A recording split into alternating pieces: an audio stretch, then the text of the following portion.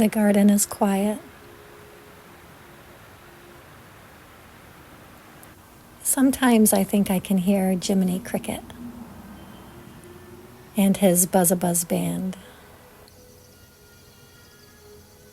All of nature is blanketed with silence, even me. I miss my friends as I wander these gardens, trails, woodlands, and wildflower valleys. While the February snow lays upon me, it can feel lonely and heavy. The crows lighten the feeling as they squawk by the towering pines, taking my mind with them into higher realms. My home has become a weighted blanket this winter, comforting but keeping me down.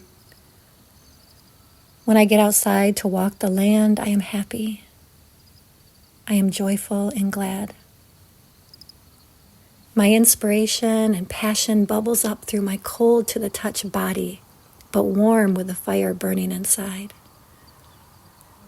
Nature and movement rekindles the flames and burns away stagnation.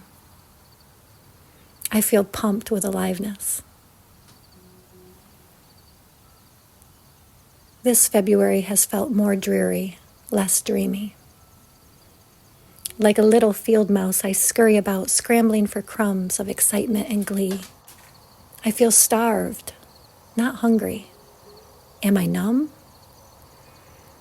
My energy pulls me to the frozen earth. It can be exhausting to stand. My mind says, let's go back to bed. My heart sings its song of remembrance, ushering me outside. The garden is cold, empty, lonely, and quiet. My soul is hosting Cinderella tea parties after fairy forest enchantment walks. I relate to the Mad Hatter, being torn between paradoxes.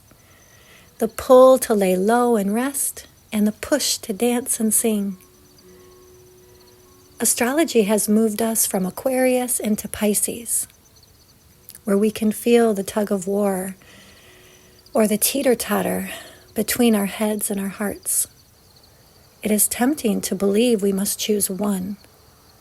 I have found it more honest to be present with the dichotomy, to nurture and honor my need for hibernation and stillness with my need for the propensity of inspiration and magic. I'm reminded of my children's book, Spring is Here. Inside its pages, it is the great mystery of spring, combining all the weather and emotions into one season. It truly is a culmination of everything, as are we. Although the garden is quiet, my heart is lively with celebration. I tilt my hat and curtsy in my ball gown to dear February. Dreary as it seems, dreamy as spring, summer, autumn, and winter seeds.